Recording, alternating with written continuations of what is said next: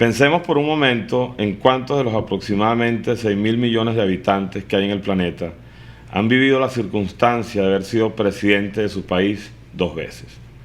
Muy, pero muy pocos, ¿verdad? Esa circunstancia excepcional es la que signa, entre otras marcas de guerra, a nuestro entrevistado de hoy. Estamos hablando de Carlos Andrés Pérez, uno de los políticos más controversiales y llamativos de toda la historia contemporánea de Venezuela. Un hombre amado y odiado en exceso, héroe para unos y villano para otros. Quizá uno de los políticos de nuestra era democrática que más vicisitudes ha vivido: cárceles, clandestinidad, triunfos memorables, exilio, golpes de Estado, apogeo, intentos de asesinato, horas de inmensa soledad y horas multitudinarias, mitificación, enlodamiento. Definitivamente, Carlos Andrés Pérez es un hombre que nació para inscribirse en la memoria colectiva de todo un continente. Un hombre que ha vivido las dos caras de la fama, la buena y la mala. Cuánta verdad y cuánta mentira hay en el lienzo de su historia. Aún en el otoño de su vida, Carlos Andrés Pérez sigue generando titulares de prensa, polémicas sin final y reacciones de estupor o encantamiento.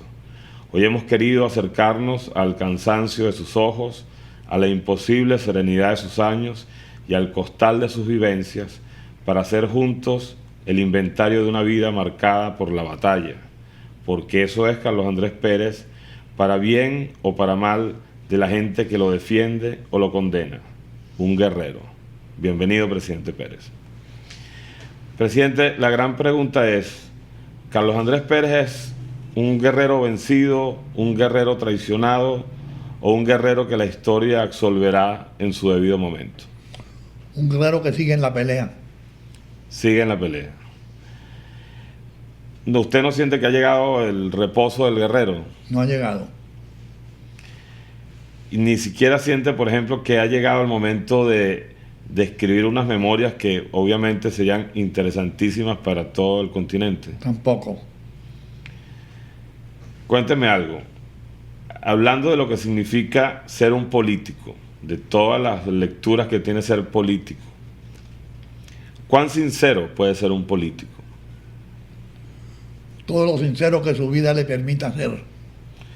¿No siente que a veces el arte de la política es también el arte de poder camuflar algunas verdades en aras de un objetivo? Eso depende del político que sea. Exacto. Presidente, podemos arriesgarnos a hablar con extrema sinceridad, hacer un ejercicio de reflexión y de autoevaluación y decir en voz alta las cosas que quizás no supo hacer bien cuando tuvo en sus manos las riendas de un país. Como usted quiera. Por ejemplo, usted a estas alturas de su vida, ¿de qué decisiones se arrepentiría? Decisiones de poder que tuvo. Es difícil arrepentirse uno, porque cuando uno tomó la decisión fue porque creyó que eso era lo mejor que podía hacer. Ok. Sabe que, según Winston Churchill, en la guerra podemos morir una vez, pero en política muchas veces. ¿Cuántas veces ha muerto Carlos Andrés Pérez en la política? Yo creo que ninguna, pero no sé. Usted alguna vez habló, creo que fue en un mensaje en el Congreso, que la muerte que menos quería era la muerte que de alguna manera le habían dado sus adversarios o la propia gente de su partido político. Ahorita sigue diciendo lo mismo, o sea, sigue pensando, ¿no cree que a lo largo de su vida ha tenido momentos en que ha sido traicionado por gente de su propia tolda política? Yo no sé si he sido traicionado. Lo que sí sé es que siempre he seguido por una ruta que me he fiado. ¿Cuál es el momento clave, según su criterio, en que usted dejó de ser una leyenda luminosa, impecable, para convertirse para otros en una leyenda negra? O sea, ¿quién es el culpable de ese cambio en el libreto de su vida? No lo sé. Eso depende de la gente que me mire. Ok.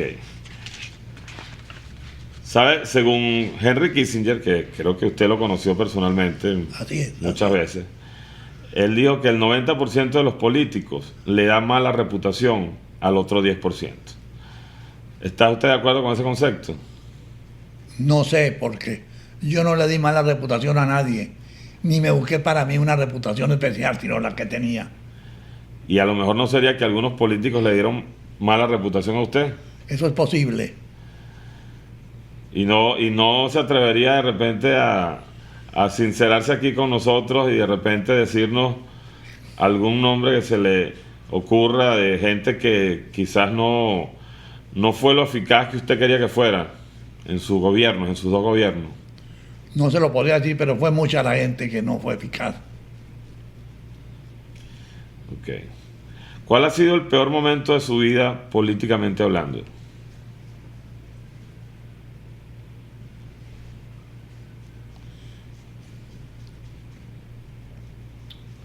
No sabría decir cuál ha sido. De todos los presidentes que ha conocido a lo largo de su carrera política, ¿cuál de ellos lo impresionó más? Usted fue un presidente que viajó mucho, conoció muchos presidentes. Usted lo ha mencionado, Churchill ha sido el personaje que más me ha impresionado. Ok. ¿Y qué tal fue su relación con Fidel Castro? Mala, porque como no tengo por él ninguna estimación, pues nunca le estimé ningún gesto suyo, por bueno que fuera hacia mí. Ni siquiera cuando él vino a acompañarlo en la asunción de su segundo mandato. Ni siquiera cuando eso. ¿Cuándo fue la última vez que habló con Fidel Castro? No recuerdo, pero hace ya bastante tiempo. Un humorista americano comentó alguna vez durante la presidencia de Ronald Reagan lo siguiente: ahora resulta que Reagan consulta con un astrólogo. Me alegra saber que consulta con alguien. ¿A quién le consultaba Carlos Andrés Pérez cuando tenía que tomar decisiones trascendentales para su país? Bueno, esto es muy difícil de decir, porque la verdad es que uno tiene momentos muy difíciles. Y la soledad es uno de los compañeros más fijos del presidente de la República. Ajá. Eso que me está comentando justamente me lleva a preguntarle lo siguiente. Una vez cuando Jaime Lucinchi asumió el poder, él dijo una frase que a mí me llamó mucho la atención. Dijo: no me dejen ser un pobre, poderoso, solitario. Yo quisiera que me comentara justamente esa leyenda que hay sobre la soledad del poder. ¿Es realmente una situación de excesiva soledad? Sí, mucha soledad, pero también mucha posibilidad de hacer cosas importantes. ¿Y por qué siente que el poder está revestido de soledad? ¿Por qué cree usted? Por las mismas características del poder, que el poder no admite compañías, sino que lo que requiere es acción. Acción de quien lo tiene, de quien lo posee. Dijo una vez Kennedy: si hubiera más políticos que supieran poesía y más poetas que entendieran de política, el mundo sería un lugar un poco mejor para vivir en él. ¿Cómo se la ha llevado usted con la poesía? Yo me la llevo bien, pero no le doy un signo especial a la poesía. Es una actividad del ser humano muy digna de encomio, como otras muchas más, pero no especial. Nunca fue muy aficionado a la lectura de literatura, sino a la lectura de libros políticos o... Sí, de ensayos. De ensayos. Sí. Eso fue más bien lo que prefería leer usted. Lo que prefería leer yo. Que me dejaran algo para mí. Para su carrera. Pues, para ¿no? mi carrera. Según su criterio, evaluando ahorita desde la distancia, de sus dos gobiernos, ¿cuál cree usted que fue su mejor ministro? Es muy difícil evaluar los ministros porque unos resultan buenos en algunas cosas y malos en otras. De manera que hay un juego permanente de posibilidades. Pero puedo decirle que yo tuve en general buenos ministros. Es decir, que satisfacieron bastante lo que yo pedía. y tuvo de alguna manera soldados, y cuando digo soldados obviamente en sentido metafórico, buenos soldados en lo que eran sus propósitos políticos a su lado. Si tuviera que nombrar a alguien a quien usted volvería a llamar para que luchara a su lado, ¿a quién llamaría? Prácticamente a todos los que estuvieron a mi lado, porque de todos obtuve algún beneficio importante. Okay. Nikita Khrushchev dijo alguna vez que los políticos son siempre iguales, que prometen construir un puente incluso donde no hay un río. Obviamente lo dijo con un gran sentido del humor. ¿Qué opina usted de esa frase? A veces los políticos hablan con mucho sarcasmo del oficio de la política. Creo que la política es uno de los oficios más serios y comprometedores que existe. No creo en eso. Okay. Y la frase de Nietzsche que decía que el poder es el mayor de los afrodisíacos, que es lo que hace que muchos hombres quieran tener poder, porque es algo que definitivamente los estimula. ¿Está usted de acuerdo con esa frase? No. No estoy en absoluto de acuerdo con esta frase. ¿Y por qué siente que hay presidentes que, y por supuesto no estamos hablando aquí de su caso, sino de casos muy notorios en Latinoamérica, que tienen más de 4 décadas en el poder y no abandonan el poder? No hay un enamoramiento del poder allí. El poder puede provocar enamoramiento, así es. Okay. Visto el rumbo de la historia desde esta perspectiva, ¿usted se arrepiente de su segundo mandato? ¿Hubiera preferido quedarse con un solo mandato? ¿Que la gente lo hubiera recordado con el mandato de la primera vez? No, en los dos mandatos están definidos por acciones concretas y diferentes. Y en ambos hay importancia. ¿Usted siente que lo ha maltratado la historia o digamos más bien los críticos de la historia política del país? Hasta ahora no lo siento. O sea, usted se ha sentido bien valorado y bien evaluado Sí, exacto. por los analistas políticos.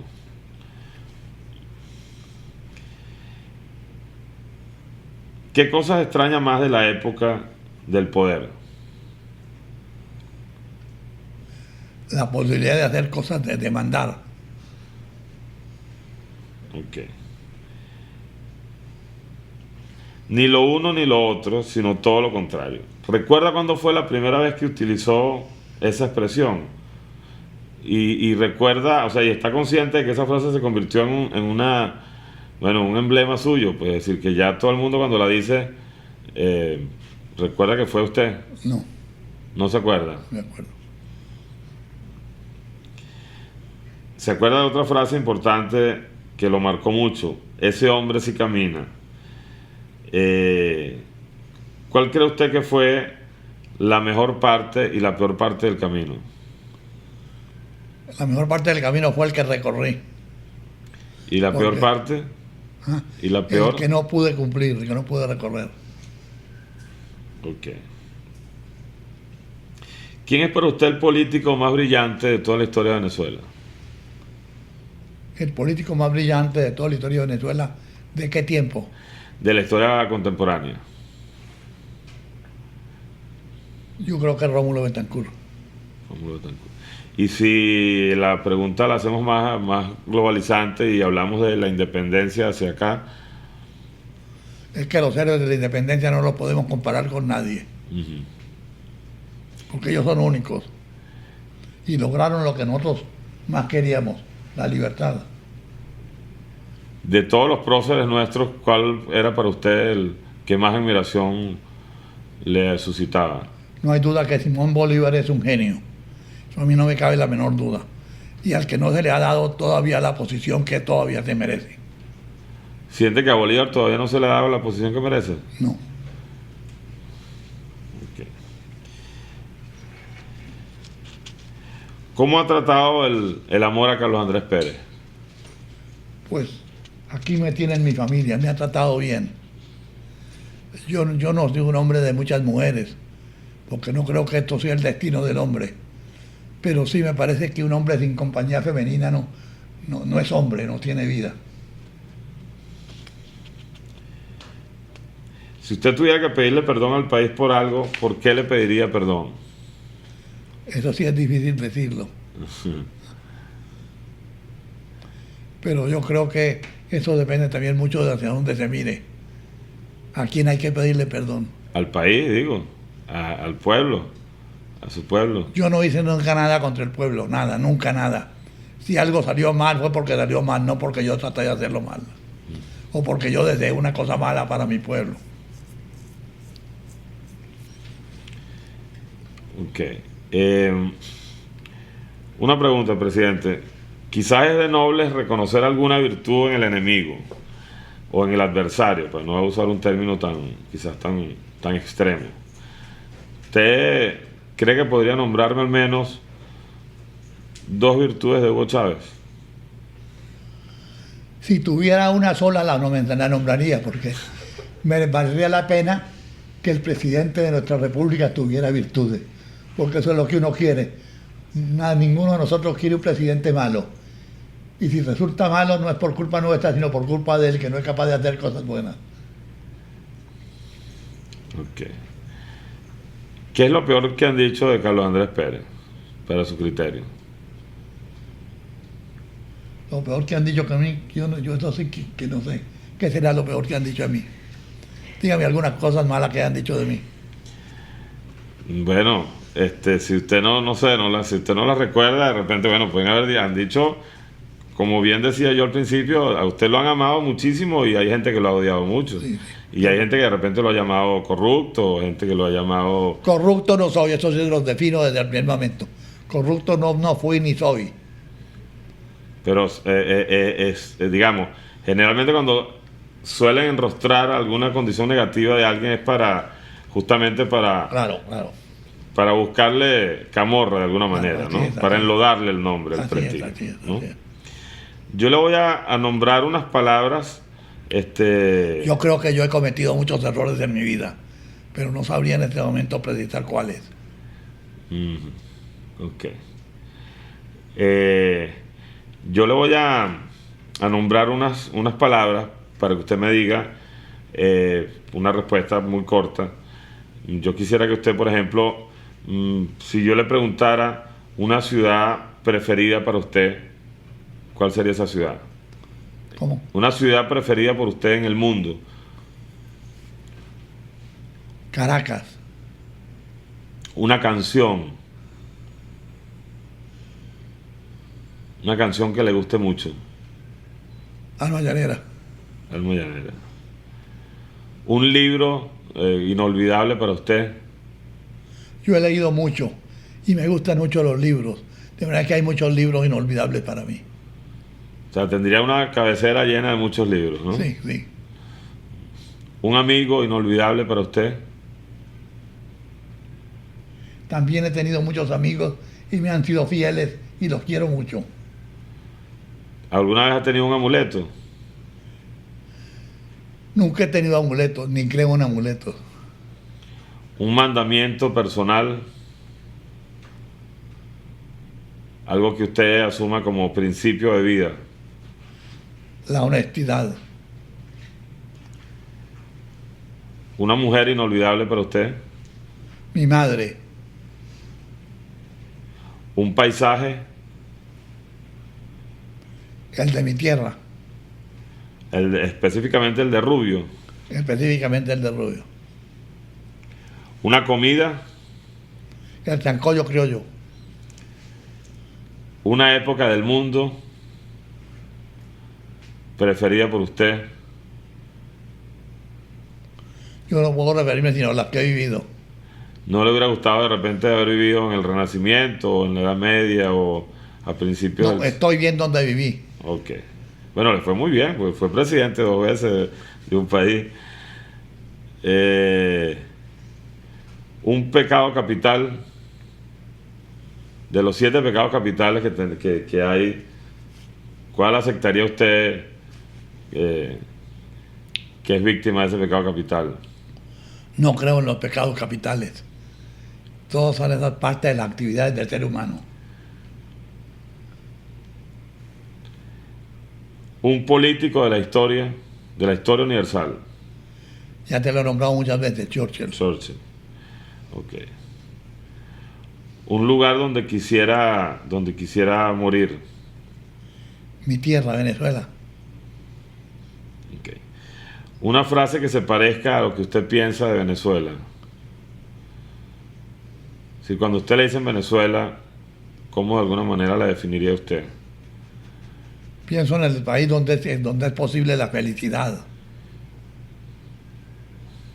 ¿Y piensa que esa felicidad estamos cerca o lejos de ella? Nunca estaremos cerca de ella. ¿Nunca estaremos cerca? Nunca estaremos cerca. Siempre será una ilusión. Cónchale, ¿no le parece que es una frase muy pesimista? No, no es pesimista. Porque eso no quiere decir que vivamos mal. Uh-huh. Pero quiere decir que la felicidad no es posible. La felicidad no es, lo que uno piensa que es la felicidad no es posible. Eso no existe. Es una ilusión del ser humano. Una utopía. Una utopía. Ok. Si me permite un momentico, Te permito todo lo que quieras. les voy a poner esto. Ok, primero les vamos a poner unos sonidos. Lo que tú quieras hacer conmigo, porque de eso vine. Ok, y luego usted lo va a poner uno por uno. Y le va a decir a Leonardo lo que le evoca a usted ese sonido. ¿Ok? Ok, presidente, vamos a escuchar el primer audio para ver qué... Simplemente lo que quiero saber que me diga un comentario a propósito del sonido que usted va a escuchar. Son expresiones de un discurso mío en que conté lo que me pasó en el gobierno. Que además fueron usadas con un músico, les puso una música para contextualizarlas, pues, ¿no? Con Sí. música. Son expresiones muy significativas, pues, ¿no? Claro que sí. De un momento muy importante. Y además muy ciertas, muy expresiones de lo que yo sentía. Okay. Usted sigue pensando exactamente lo mismo que dice allí. Lo mismo que digo ahí.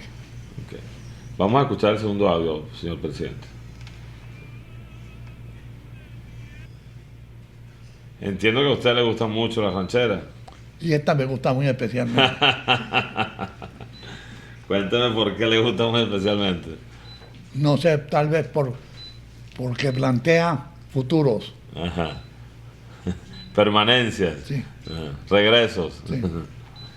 Ok. Vamos a escuchar el tercer audio. Sí, este es un muchacho, escucharon al que yo le vi por venir desde que lo conocí. Y por eso me propuse ayudarle. Pero además fue un emblema además de su campaña, ¿no? Los sacos a cuadros, ¿no? Exacto. Cuando diseñaban las estrategias de sus campañas políticas, ¿usted opinaba también? Cuando, por ejemplo, se habla que hubo un diseño de una imagen, pues de las patillas largas, de los sacos a cuadros. ¿Las patillas largas usted se las dejó porque usted quería o porque de alguna manera alguien se lo sugirió? Yo creo que me lo sugirieron, Ok, que era lo que estaba de moda, por la moda del día. ok. Y porque se parecía a la democracia con energía, a lo mejor. No, porque era la moda de entonces. La mayor parte de los hombres cargaban patillas. Ok, ok. Vamos a escuchar el siguiente audio. Estoy plenamente de acuerdo con esos conceptos. Así debe ser el país. Ahora, cuando usted oye, que estábamos oyendo allí la voz de César Miguel Rondón, uno de nuestros locutores más emblemáticos, que estaba narrando el momento, ese momento realmente neurálgico para la vida política del país. Cuando usted vuelve a oír el recuerdo de ese episodio, ¿qué le pasa por la mente? Nada en especial, porque estaba muy tranquilo con mi conciencia. Yo no había participado en ninguna posibilidad de cambio violento de la situación venezolana. Vamos a quitar los audífonos. Pero usted estaba siendo de alguna manera víctima de una agresión allí, pues, ¿no?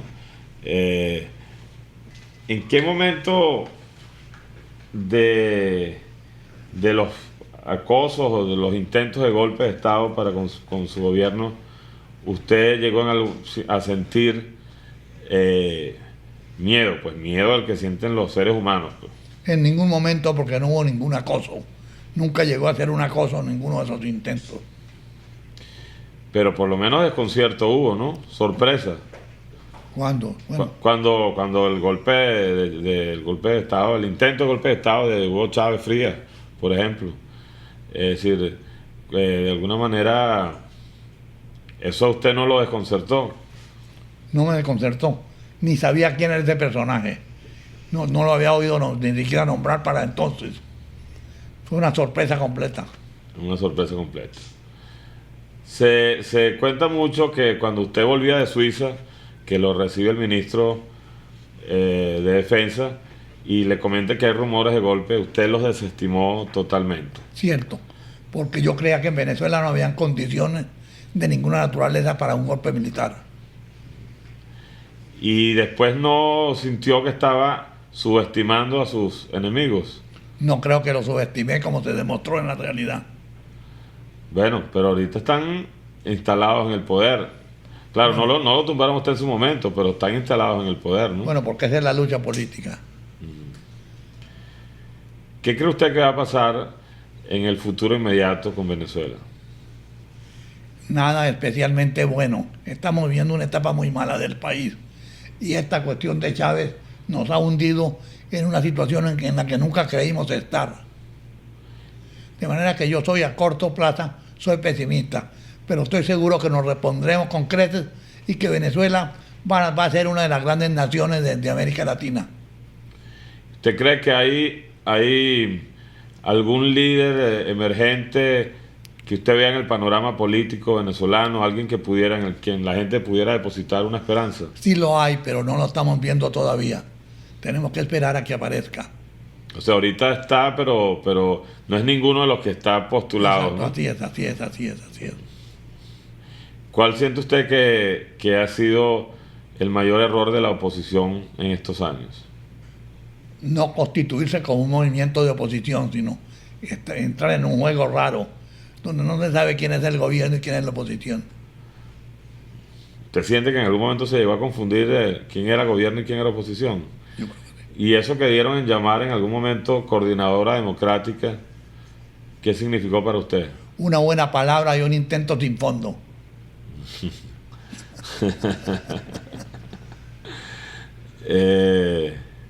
¿Usted no cree que, digamos, hay una parte del país que está apostando por lo que está pasando en este momento políticamente?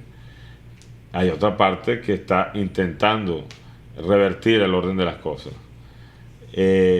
Dada su experiencia política, ¿qué consejo le daría usted a la gente que quiere revertir el orden actual de las cosas? Que hay que andar con mucho cuidado, porque hay que saber qué es lo que hay que revertir y qué es lo que hay que mantener. Yo no tengo eso claro. No lo tiene claro. No lo tengo claro. O sea, que usted también siente que hay mucha confusión ahorita en el panorama de la oposición. Mucho. Y por eso, ¿y qué linterna de luz le daría usted a esa gente que bueno, que definitivamente quiere otro? Que traten de mirar la realidad venezolana y de acuerdo con ella actúen. ¿Usted no cree que ahorita mucha de la gente que sigue a Hugo Chávez en algún momento fue la misma gente que lo siguió a usted? Es el mismo pueblo venezolano, de acuerdo. Ajá. Y entonces, ¿por qué cree usted que ahora él lo siguen con tanta pasión, quizás con la misma pasión que usted? ¿Por qué cree que ha pasado eso ahora? Una falsa emoción. ¿Una falsa emoción? Una falsa emoción, porque este hombre no merece nada. ¿Usted cree que es un espejismo? Digamos, no se le puede negar a Chávez que tiene mucho carisma. Peor que un espejismo. Pero usted sería capaz de negarle el carisma a Hugo Chávez. Pero es que el carisma no quiere decir nada por sí solo. Pero el carisma sirve para llegar al poder. Y para muchas cosas malas también sirve. En todo caso, el próximo líder que surja en Venezuela tiene que tener cierta dosis de carisma, porque usted tuvo mucho carisma. Claro que sí, de acuerdo, de acuerdo. ¿Qué cree que va a pasar con un partido tan emblemático como lo fue en su momento Acción Democrática? Hoy no existen partidos en Venezuela, o hay que recrearlos o hay que hacer otros partidos. Ni siquiera, estamos hablando ni siquiera Acción Democrática, ni siquiera COPEI. Ninguno. Y esos nuevos partidos, por ejemplo, Primero Justicia, ¿qué significa para usted un partido como ese? Trataron de ser algo, pero no fueron nada. Ok.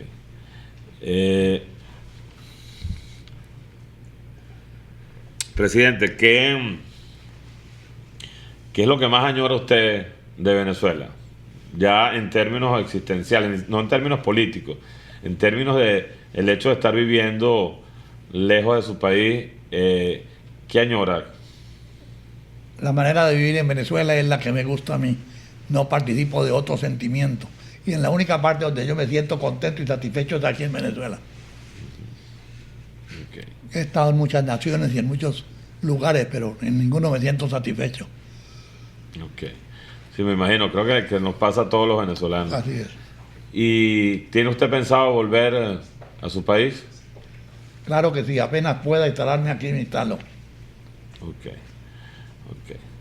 Bueno, presidente, definitivamente muy agradecido de poder hablar con usted y de poder llevarle su palabra de nuevo a su país.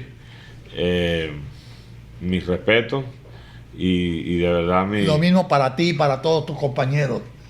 Para mí siempre es muy placentero hablar con venezolanos, sobre todo que vengan de Venezuela, que me traigan las vivencias del momento en el país. Para mí estas reuniones me llenan de vida, me llenan de satisfacción. Y yo busco constantemente contacto con venezolanos que vengan.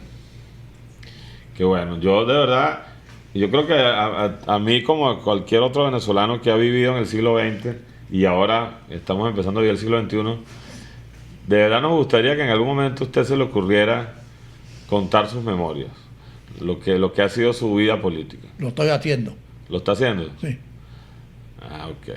¿Y para cuándo tendremos la posibilidad de leer El próximo año. el próximo año? Qué bueno. Bueno, eso será una gran noticia, ¿no? Claro que sí. Y va a contar todas las intimidades del... Todo lo que hay por dentro de mí. Ajá. Y todo lo que pasó en sus dos gobiernos, ¿no? Claro. Vamos a saber cosas que todavía no hemos sabido. Claro. Y tal vez alguna cosa que me quieran preguntar y que no digan, tendré que ver si las digo o no las digo. Ok. Si son verdad o son mentiras. Ok, perfecto, presidente. Bueno, de verdad, de nuevo, muchísimas gracias. Para mí ha sido muy grato esta entrevista. Muchas gracias. Un gran abrazo, presidente. Para usted también.